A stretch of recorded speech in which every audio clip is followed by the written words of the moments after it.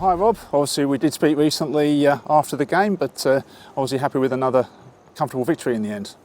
Oh yeah, it was that cliche game of two halves. First half we struggled to get going, but getting those two quick goals in the second half set the tone, and it was a much more Lions-like performance in the second half. Some really nice football, complete control of the game, and a couple of wonderful goals as well. We do lead into, well, actually a couple of weekends off technically in the league, obviously with the bye coming up and a weekend off. So how do you sort of handle a sort of lengthy period like that with momentum? Well, we are looking to trying to get a game against the boys team this Wednesday. Unfortunately, a lot of them seem to have games on, and then there's a lot of school football happening at the moment, so it's proving to be tricky, but I still haven't given up hope yet. We will have the weekend off if we manage to get a game on Wednesday. But then we also do have a cup game next Tuesday, and obviously we'll do a conditioning session the following weekend just to make sure that we're just building on week to week and building that capacity to play, which we're still got some way to go, which is encouraging. Although there is a little bit of a gap in the league, we do have a cup game coming up, and that's against Peninsula, who've certainly proven to be quite a handful in their respective competition. Well, they're doing exceptionally well in their competition, and I understand why. I mean, Angelo and I went to watch them play against East in the cup, and they knocked over East, who are a very good NPL side. And although in the end I think they hung on a bit and managed to grab a killer goal in the last minute, certainly in the first half they more than deserved their lead. They do have their threats, they're hard working, there's pace in the team, and they are exceptionally good at set pieces, so that's going to be a threat to us. And if we don't respect them, we could, it'll make life difficult. If we respect them and we put in our very, very best performance, we'll win the game, but it is going to have to be earned.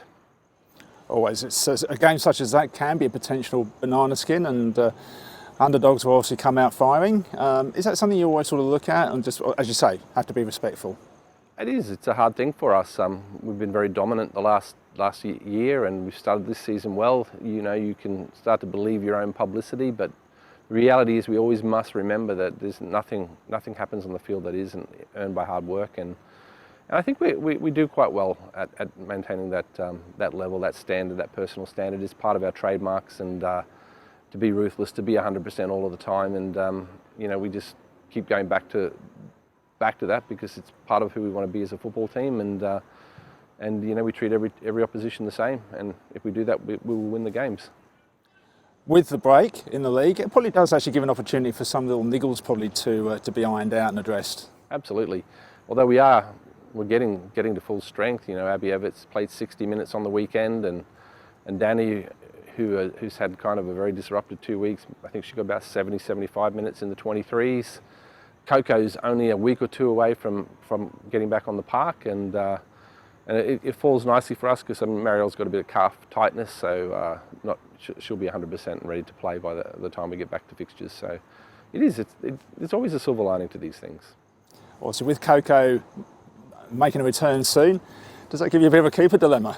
No, because part of what we do is we rotate. I think we all understand that to be successful, you need to have a big squad of quality players, so that when you have somebody out with a broken thumb, or someone gets injured or sick or gets COVID, that we have somebody who can step right into the way we play, know what they have to do, but also is match fit and ready to play.